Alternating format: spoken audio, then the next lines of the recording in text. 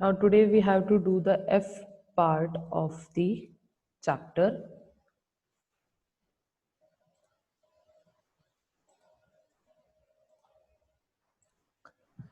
Now first question is write any 4 advantages of using alternative source of energy. 4 advantages आपको बताना है जिसमें आप alternative source of energy को यूज अगर करते हैं तो क्या एडवांटेजेस होंगे आपके पास. Advantages of using alternative source of energy. They cause less harm to the environment. सबसे इंपॉर्टेंट वो एनवायरमेंट पे बहुत कम ऐसा होता है कि वो कुछ हार्म पहुंचाते हैं वरना वो हार्म नहीं पहुंचाते. ठीक है.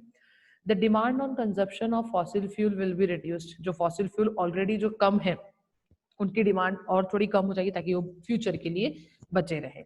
The alternate source are renewable so they will last longer. Alternate source कैसे रिन्यूएबल है मतलब वो फिर से बन सकते हैं, वो फिर से आ सकता है, इसलिए वो लास्ट लॉन्ग रहेगा, मतलब बहुत टाइम तक वो आपके साथ रहेगा. Next is the maintenance requirement are lower and save money. सबसे इंपॉर्टेंट है ये तो आज के टाइम पर के रिक्वायर इतने ज्यादा मेंटेनेंस लगता नहीं है और सबसे ज्यादा हमारे पैसे से बहुत ही ज्यादा बच जाते हैं. अब जैसे आपके घर में अगर सोलर पैनल लगाओ ना तो आपको इलेक्ट्रिक बिल मतलब पहले अगर 2000 का आता होगा तो अब 500 से भी कम का आएगा अगर सोलर पैनल घर में लगा हुआ है तो सोचो कितनी ज्यादा बचत हो रही है हमारी. ओके. तो ये एडवांटेजेस है किसके अल्टरनेटिव सोर्स ऑफ एनर्जी के. they cause less harm to the environment. The demand on the consumption of fossil fuel will be reduced. The alternate source of are renewable. They will so they will last longer. The maintenance requirement are low and save money. Now next is describe the causes, effect and measure taken to control deforestation. आपको 3 चीजें बताना है इसके अंदर. सबसे पहले causes, उसके effect और मेजर, क्या क्या हमें चीजें करना चाहिए ताकि डिफॉरेस्टेशन को कंट्रोल कर सके. The causes of deforestation. सबसे पहले कॉजेज क्या है. Construction of dams, roads, houses and industries to fulfil the need of the growing human population. Population बढ़ रही है तो हमें सारी चीजों की जरूरत है. सड़क भी चाहिए, डैम भी चाहिए, घर भी चाहिए, इंडस्ट्रीज भी चाहिए हमें. To get valuable forest products such as timber and medicinal plant, which has resulted in illegal logging and smuggling of precious forest product. illegal logging और smuggling की वजह से क्या हो रहा है, हमारे जो precious products हैं वो ज्यादा मतलब जितनी हमें जरूरत नहीं है उससे ज्यादा हम फॉरेस्ट से ले रहे हैं. Next is over grazing of cattles. Cattles को बहुत ज्यादा चराया जा रहा है एक ही जगह पर. Destroying forest for conservation to agriculture land. Forest को डिस्ट्रॉय कर रहे हैं ताकि एग्रीकल्चर लैंड थोड़ा बन जाए हमारा. ठीक है. forest fire during dry summer months which can also be caused due to human negligence. Forest fire का लग जाना स्पेशली बहुत ज्यादा जब गर्मी होती है ना तब उस टाइम पर अगर फॉरेस्ट फायर लगती है तो बहुत नुकसान होता है क्योंकि गर्मी की वजह से क्या होता है सारे पेड़ पत्ते वगैरह मोस्टली सूखे हुए होते हैं तो वो जल्दी जल्दी आग पकड़ लेते हैं या फिर ह्यूमन की कोई गलती की वजह से फॉरेस्ट फायर लग जाना. Clearing forest for extra commercial useful minerals from mines effect. ठीक है. अब या फिर फॉरेस्ट को साफ बिल्कुल क्लियर कर रहे हैं फिर वहां पर माइनिंग कर रहे हैं मतलब खोद रहे हैं वहां से ताकि अंदर से प्रीशियस मिनरल्स को निकाल पाए. तो ये थे आपके कुछ कॉजेज डिफॉरेस्टेशन के. एक बार कॉजेज पढ़ देती हूँ मैं. Construction of roads, dams, houses and industries to fulfill the need of the growing human population, to get valuable forest products such as timber and medicinal plant, which has resulted in illegal logging and smuggling of precious forest product, overgrazing by cattle, destroying forest for conversion to agricultural land, forest fire during dry summer months, which can also be caused due to human negligence, clearing forests to extract commercially useful minerals from mines. ठीक है. ये थे causes of deforestation. Now effect of deforestation. क्या क्या effect होता है deforestation का. सबसे पहले deforestation lead to global warming that is rise in earth temperature. बहुत ज्यादा टेम्परेचर बढ़ जाता है. फिर रेड्यूसेस रेनफॉल. जब टेम्परेचर बढ़ गया तो पानी कम होगा. Soil erosion. सॉइल को पकड़ने वाला कोई नहीं है, जड़ें सारी खत्म हो चुकी हैं तो सॉइल क्या होगा, इरोज हो जाएगा मतलब बह जाएगा. Loss of habitat of numerous plants and animal species. बहुत सारे प्लांट्स एंड एनिमल स्पीशीज की क्या हुआ है, घर उजड़ चुके हैं. Floods and landslides. बहुत ज्यादा बाढ़ आना क्योंकि पकड़ने सॉइल को पकड़ने वाला कोई नहीं होता या सॉइल के अंदर वो कैपेबिलिटी नहीं होती कि वो पानी को ज्यादा से ज्यादा अब्जॉर्ब कर पाए तो फिर वो बाढ़ का रूप ले लेती है या फिर लैंडस्लाइड्स होने लग जाती हैं, खिसकने लग जाती हैं चीजें. Next is extraction of species. Species जो है वो बहुत ज्यादा कम हो रहे हैं. उसके बाद डेजर्टिफिकेशन. जमीन जो है वो बंजर हो जाती है, थोड़े टाइम के बाद डेजर्ट बन जाती है. Depletion of water table. Water table जो है उसके अंदर भी डिप्लेशन आ गया मतलब अंडरग्राउंड वाटर भी बहुत ज्यादा कम हो गया. Now next is measure to control deforestation. आपको क्या क्या मेजर लेना चाहिए to control deforestation? Practice afforestation and reforestation. सबसे पहले है कि हमें एफॉरेस्टेशन आएगा, अफॉरेस्टेशन लिखा हुआ, एफॉरेस्टेशन है ये, ओके, स्पेलिंग सही कर लीजिएगा आप लोग। सबसे पहले हमें एफॉरेस्टेशन या फिर रिफॉरेस्टेशन करना चाहिए, मतलब ज्यादा से ज्यादा प्लांट्स को हमें ग्रो करना चाहिए। More forest reserves and national park should be establish. ज्यादा से ज्यादा फॉरेस्ट रिजर्व बनना चाहिए और नेशनल पार्क बनना चाहिए, क्योंकि नेशनल पार्क में क्या होता है, कंडीशन वही दी जाती है एनिमल्स को जिसमें वो रह रहे हैं, ठीक है, जहां पर उनके वो हैबिटेट है उसी को वो लोग सराउंड कर देते हैं या फिर बाउंड्रीज बना देते हैं और उसे डिक्लेयर कर देते हैं as a national park. Awareness program could be conducted to educate people about the need to use forest product judicially. The need of recycled paper should be explained to save trees. अब ज्यादा से ज्यादा awareness programme करना चाहिए लोगों को, इसके बारे में बताइए कि फॉरेस्ट जो है हमारे लिए कितने इंपॉर्टेंट है, फॉरेस्ट प्रोडक्ट हमारे लिए कितने इंपॉर्टेंट है, और जो फॉरेस्ट प्रोडक्ट है उन्हें ऐसा नहीं है कि एक बार मिला हमें तो हम उसको बहुत सारा ले लें, नहीं, जब जरूरत हो जितनी जरूरत हो उतना लिया जाए, तो उसे कहा जाता है जुडिशली किसी चीज को यूज करना। Next is adopt the latest technique to control fire and steps should be taken to prevent and control this fire.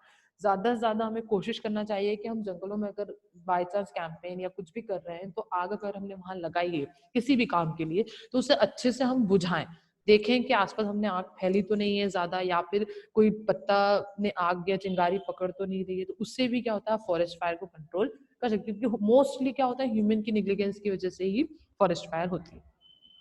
Overgrazing the same patch of land by cattle should be prevented by providing sufficient pastures in the near area near the forest. हमें एक ही जगह पर overgrazing, एक ही जगह पर kettles को ग्रेज नहीं करवाना चाहिए, क्योंकि अगर एक ही जगह करवाते हैं तो वो लोग जड़ के साथ खा लेते हैं, ठीक है, तो हमें थोड़ा अलग अलग एरियाज पे जाकर भी ग्रेजिंग करवा लेना चाहिए near the forest. Next is government must take strict measure to conserve forest. They must bring in laws and implement them effectively. Government को सबसे जरूरी है कि हम पहले तो रिफॉरेस्टेशन ज्यादा ज्यादा करें या एफॉरेस्टेशन करें, और फिर गवर्नमेंट रूल बनाया उसके लिए कि आप लोग स्ट्रिक्टली उस रूल को फॉलो करना है, वरना आप लोगों को बहुत ज्यादा सजा हो सकती है, बहुत ही ज्यादा इम्प्लीमेंटली।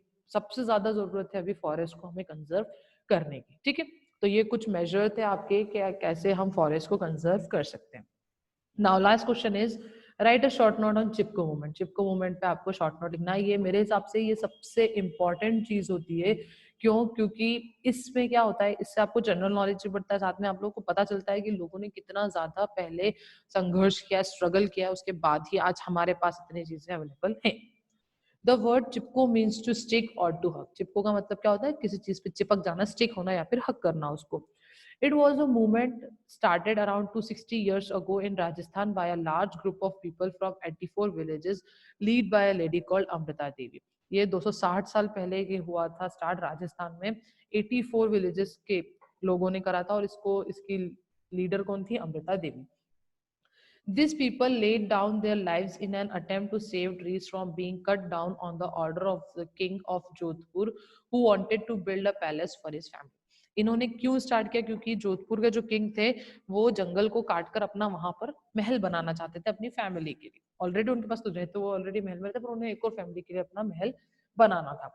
तो after that incident the king passed an order to not to cut any more trees in all Bishnoi villages. अब जब लोगों ने क्या किया, वो ट्री से जाके गले लग जाते थे, उस पर चिपके रहते थे, जब तक कि वो बंदा जो वहां खड़ा रहता था वो मान नहीं जाता कि नहीं हम कट नहीं करेंगे। तो थोड़े टाइम के बाद क्या हुआ, जब वहां तक किंग तक खबर पहुंची कि ऐसा ऐसा यहाँ पर चल रहा है, वो लोग गले लगे हुए ट्री को काटने नहीं दे रहे, तो उन किंग ने क्या किया, फिर ऑर्डर दे दिया कि अब आपको कोई ट्री काटने की जरूरत नहीं, जितने कट गए ठीक है, बाकी को आप छोड़ दीजिए। उस विलेज में कोई भी ट्री नहीं कटा। This incident inspired several other people cutting of trees. He gave the slogan ecology is permanent economy. This has resulted in a ban on cutting of trees for 15 years in Himalayan forest. और इसी वजह से inspire होके Himalayans में भी यही हुआ, तो वहां पर 15 साल तक बैन लगा रहा कि कोई भी ट्री कट नहीं होगा। और क्या स्लोगन निकाला इन्होंने? Ecology is permanent economy. मतलब अगर हमारी इन्वायरमेंट अच्छा है तो वही हमारी इकोनॉमी, मतलब पैसा हमें उससे ही ज्यादा मिल सकता है, क्योंकि हम हेल्दी रहेंगे तो हम ज्यादा से ज्यादा कमा सकते हैं, ठीक है। इसलिए स्लोगन क्या मिला वहां पर? Ecology is permanent economy. एक बार मैं आंसर पढ़ देती हूँ आप लोगों को, ताकि आप लोगों को ज्यादा अच्छे से ध्यान रहे।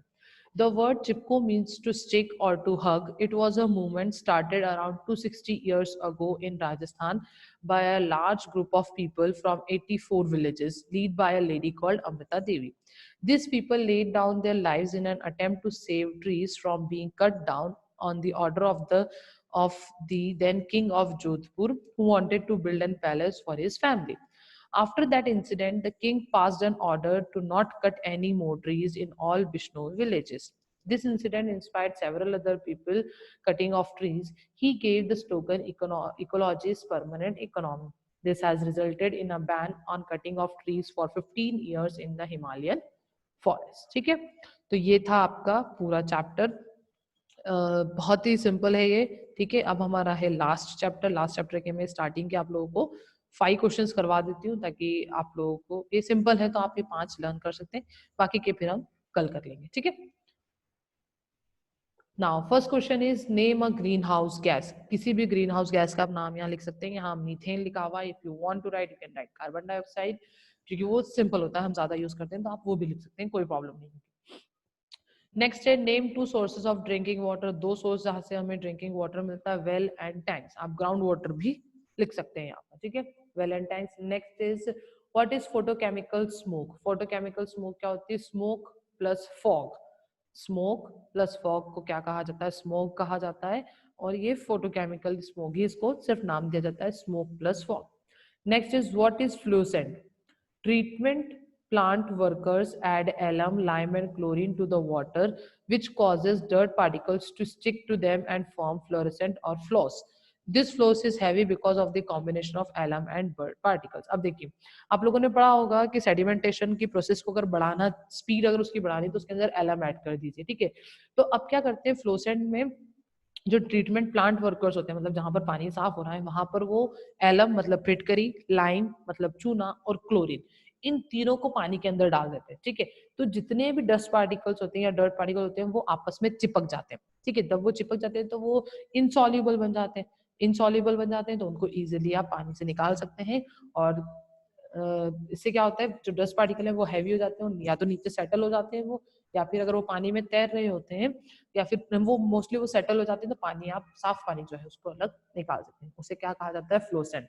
जब भी एलम, लाइम और क्लोरीन को वाटर में ऐड कर रहे हैं, ताकि डस्ट पार्टिकल्स को इजिली निकाल पाए। ठीक है, next is what is portable water. Portable water क्या होता है?